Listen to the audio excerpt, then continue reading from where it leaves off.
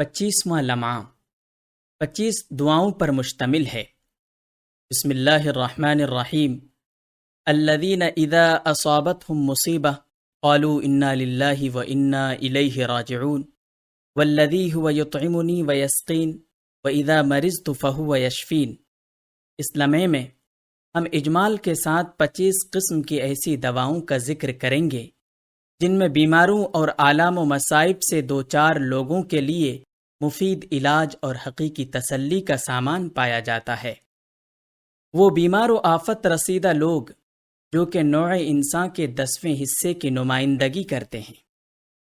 پہلی دوا: اے مصیبت زدہ مریض، غم نہ کر اور صبر سے کام لے، کیونکہ تمہارا یہ مرض کوئی روگ نہیں بلکہ یہ تو ایک قسم کی دوا ہے۔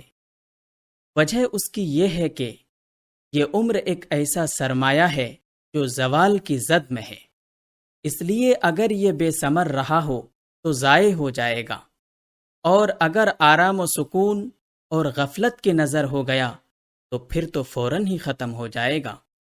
بے شک بیماری تمہارے سرمایے میں بہت بڑے منافع کا اضافہ کر کے اسے ثمر آور بنا دیتی ہے اور عمر کے تیز رفتاری سے گزر جانے کے لیے گنجائش نہیں چھوڑتی۔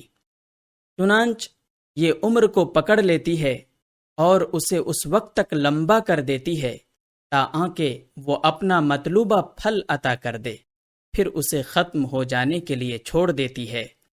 بیماری کے ذریعے عمر کے طویل ہو جانے کی طرف اشارہ کرنے کے لیے یہ قول ایک ضرب المثل کی صورت میں زبان زد عام ہو چکا ہے کہ مصیبت کی گھڑیاں بڑی طویل اور آرام کی گھڑیاں مختصر ہو جاتی ہیں۔